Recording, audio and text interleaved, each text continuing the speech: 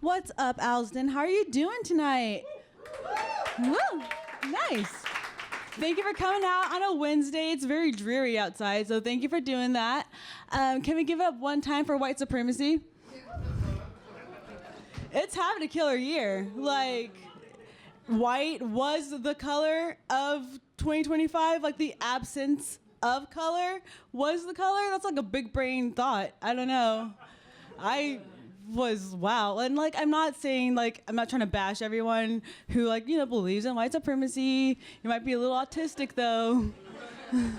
Just a little bit. But like I'm saying, like I'm a little bit of an ally, I like my dating history is like about 20 years of just me sucking white cock. So I'm an ally, and like white people, I often love to think of beating off black men.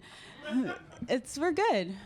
You can think of me as like the Taylor Swift of whatever I'm doing right now, because like we have a lot going on. Like we have a lot in common. We're both tall, we both dance awkwardly, and our friends don't let us say nigga.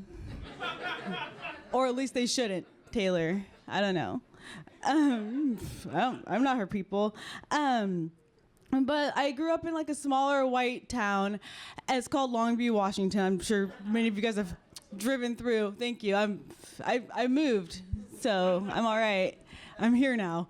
But in Longview, like my family was like one of 3 or 4 other black families.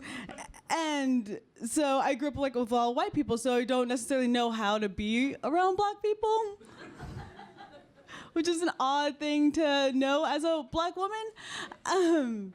But like this one time I was at a bar and I was like just dancing, trying to be on beat.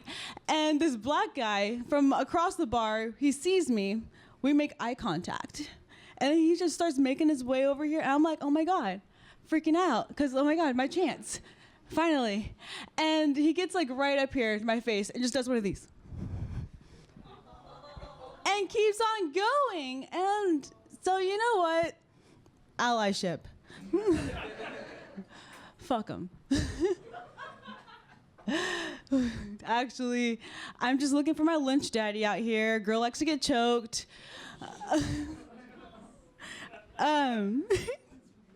That did better, because I did that one time here, and, like, no one laughed. And I was like, it was a joke. So, I'm happy that landed better. Thank you, guys. Oh, was I seeing you? Jeez. But no, I've actually given up dating-ish, kind of, sort of, because I'm just a menace. And I stopped dating for love. I date for the plot. And it leads me into some weird situations and circumstances. This one time, like, I'm an astrology girly, so like I asked this guy what his like information was. He gave it to me. I went back to my books, and I found out that he has the same sun and moon placements as John Wayne Gacy, the serial killer. And so I tell him this, like, hey, and he's like, oh, that's weird. And I'm like, yeah, do you have any like anger issues? And he's like, well, yeah, but like it's nothing big. Like if something huge happens, I'm fine. But however, if like you drop a spoon on the ground, I'm flying off the fucking handles. So I'm like, all right, cool beans, cool beans. So I let him give me chlamydia instead of domestic violence. Made sense to me, right? Fair trade, fair trade.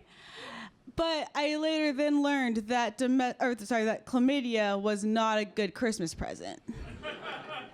Get checked, guys. Get checked. Funnily enough,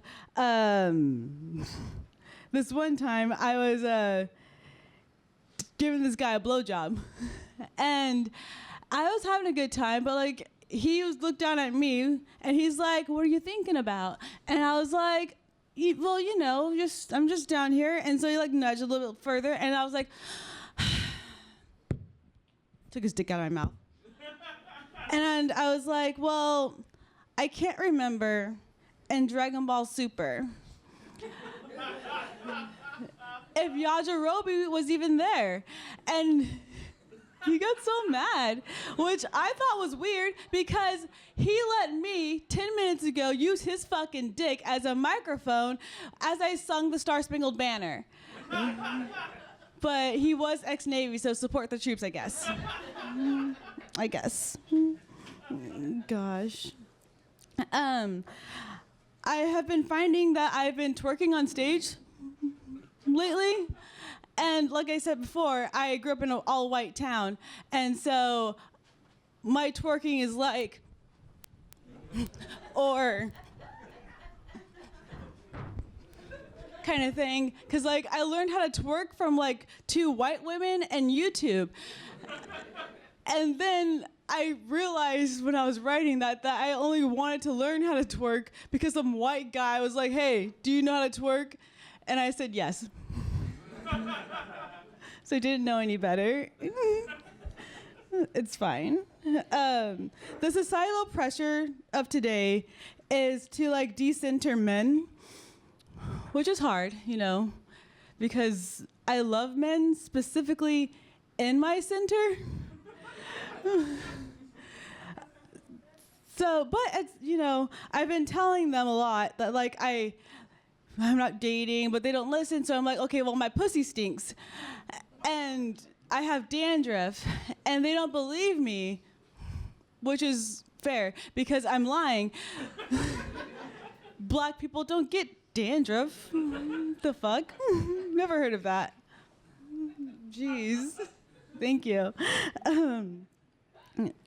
So I was playing, So no, actually last year, for the first time after, you know, I got ghosted by this black man in a bar, this other black guys, for the first time in my life, thought that I was actually attractive. Weird.